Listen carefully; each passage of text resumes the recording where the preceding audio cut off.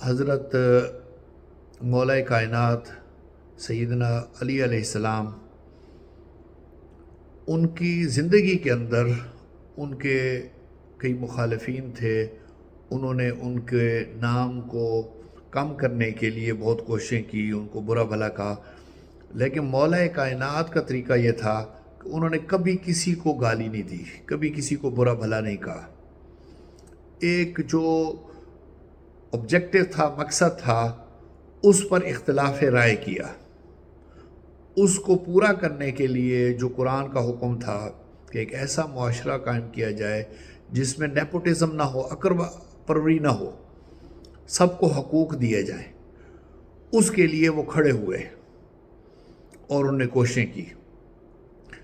آج ہمارے کئی بھائی ایسے ہیں کہ جب تک مولا کائنات کے جو بھی مخالفین تھے ان کو گالیاں نہ دیں، ان کو برا بھلا نہ کہیں، وہ اپنی تقریریں ممبر رسول پر، ان کی تقریریں ختم ہی نہیں ہوتی.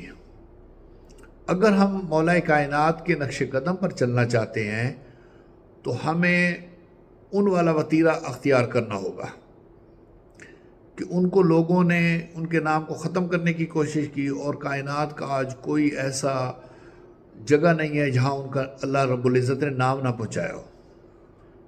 میں خود 32 کنٹریز میں گیا ہوں، ان کے بڑے بڑے ایونٹس ہوتے ہیں، اللہ تعالیٰ نے ان کے نام کو بلند کر دیا.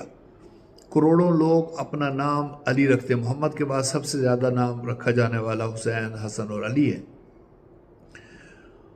تو ہمیں ان کے نقش قدم پر چلتے ہوئے یہ چیز کرنی چاہیے کہ جو ان کا آبجیکٹو تھا، جو اللہ اور رسول نے قرآن اور حدیث میں بیان کیا، اس کے اندر انہوں نے اس چیز کے لیے کاوشیں کی. وہ کیا تھا؟ خلافت کے حصول کے لیے وہ کیوں کر رہے تھے کہ کوئی بھی شخص بھوکا نہ سوئے.